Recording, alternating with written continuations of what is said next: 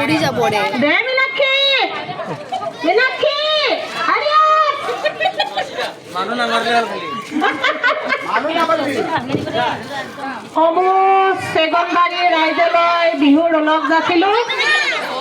আজি আমাৰ চেগুনবাৰীত খুব ধুনীয়া খেল ধেমালি চলি আছে। আমাৰ মহিলাখিনি বহি আছে। বাইদেউ উঠক উঠক। পাব লাগিব পাব লাগিব কিন্তু পাব লাগিব। এইটোৱেইটো কথা। ঐ কালু হুদাক লাগিছে